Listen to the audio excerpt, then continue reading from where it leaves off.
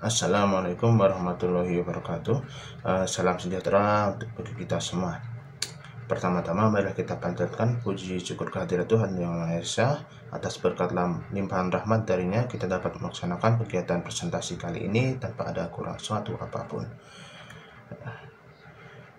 Kami ucapkan terima kasih kepada Ibu Maya atas kesempatan yang diberikan kepada kami dan juga kepada tim kreator YouTube yang telah memberikan aksesnya kepada kami.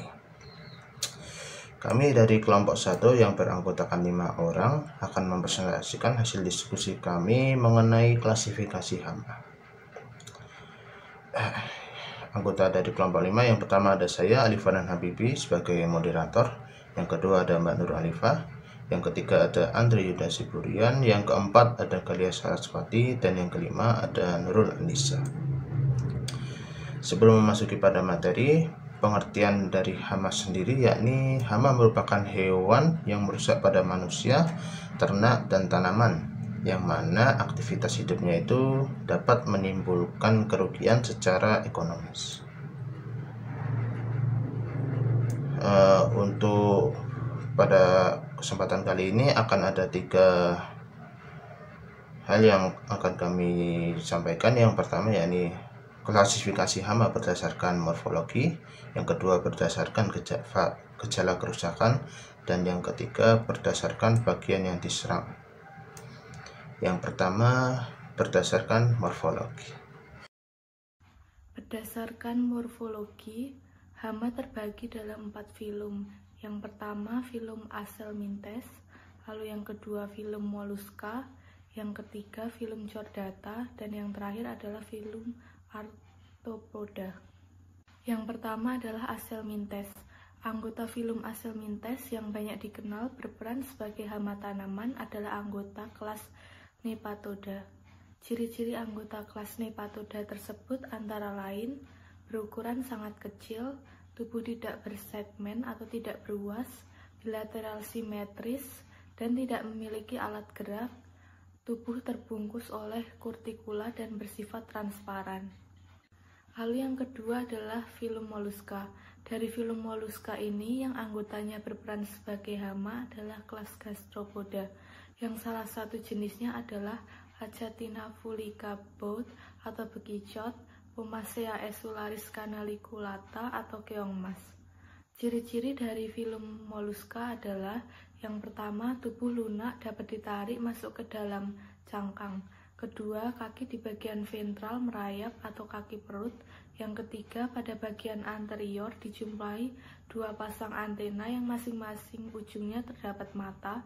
Lalu yang keempat, mulut di bagian anterior dilengkapi dengan gigi perut.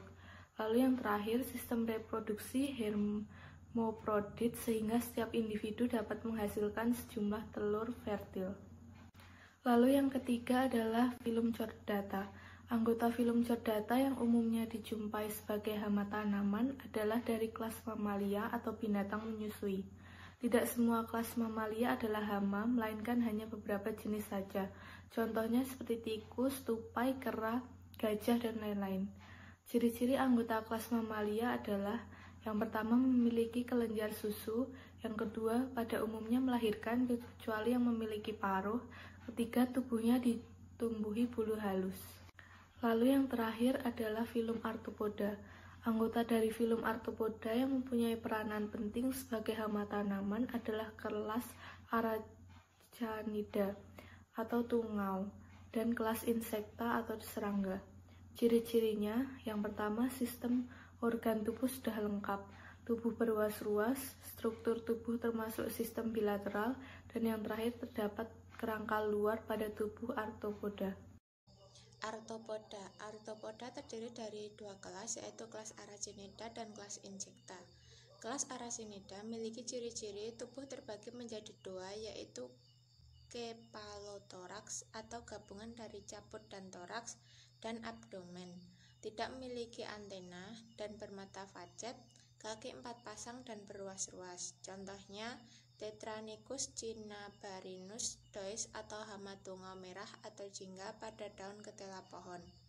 Yang kedua yaitu kelas Insecta. Ciri-ciri tubuh terbagi menjadi 3, yaitu caput atau kepala, toraks atau dada, dan abdomen atau perut. Biasanya bersayap 2 pasang, namun ada yang hanya sepasang atau tidak bersayap sama sekali. Contohnya Caelifera atau hama belalang.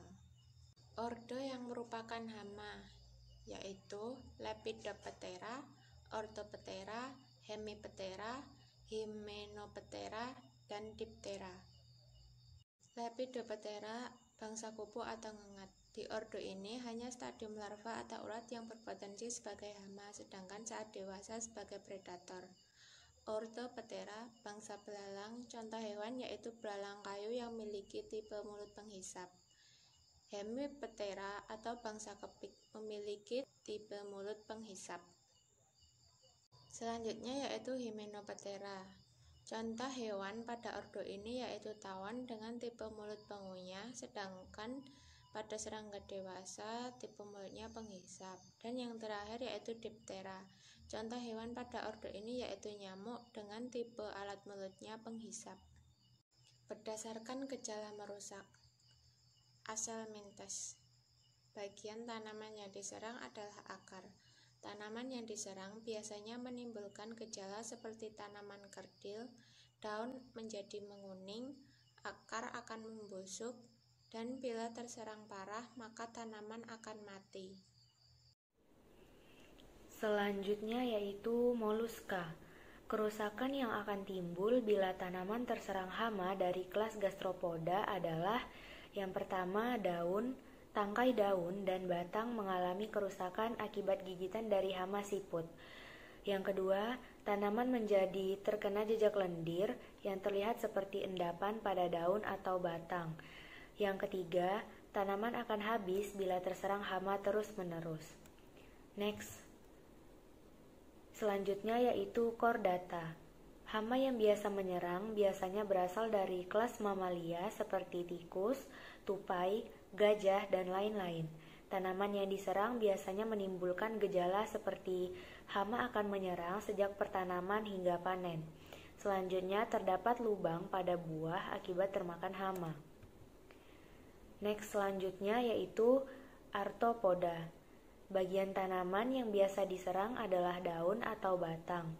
Tanaman yang diserang biasanya menimbulkan gejala seperti tanaman kekurangan unsur hara, daun akan berlubang akibat termakan hama. Next, berdasarkan bagian tanaman yang terserang, yaitu pada bagian batang ada ordo Coleoptera atau bangsa kumbang seperti Rhynchoporus, Ferrugineuas, kelapa merah. Selanjutnya ada ordo Lepidoptera bangsa kupu seperti Triporiza spp pada padi putih. Dan yang terakhir ada ordo Homoptera yaitu Asterolecanium striatum atau pengisap cairan batang jeruk. Selanjutnya ada pada bagian daun. Yang pertama ada ordo Lepidoptera, contohnya Spodoptera exigua dan Plusia calcites. Yang kedua ada ordo Coleoptera, yang contohnya Oryctes rhinoceros dan Epilagna sparsa. Yang ketiga ada ordo Homoptera, contohnya Nila parvata, Illumens. Dan yang selanjutnya ada ordo Hemiptera, contohnya Leptocoryxa acuta dan Nexara fridula. Yang selanjutnya ada ordo Orthoptera, contohnya Phalanga nigricornis dan Sexava spp. Yang terakhir ada ordo Thysanoptera, contohnya Thrips tabaki. Yang selanjutnya ada pada akar dan ubi, contohnya Kilas formicarius pada ubi jalar dan Phytomyrimeae opersulela, contohnya pada penggera ubi dan kentang.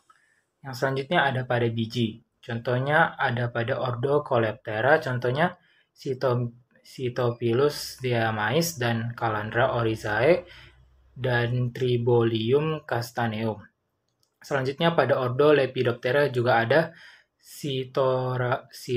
Cytotronga caraela dan Plodia interpuntella atau ngangat beras. Nah, yang terakhir ada pada bagian bunga dan buah. Contoh hama yang menyerang pada bagian bunga dan buah adalah ordo Lepidoptera, contohnya Spodoptera exigua atau ulat daun bawang, dan Plusia calcites. Yang kedua ada ordo Coleoptera, contohnya Oryctes, Rhinoceros, dan Epilagna sparsa.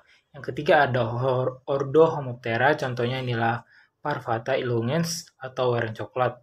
Yang keempat ada ordo Hemiptera, contohnya Leptocoryxa acuta dan Nexara viridula. Yang kelima ada ordo Orthoptera, contohnya pada Phalanga, ada Phalanga nigricicornis atau belalang kayu dan Sexapa spp.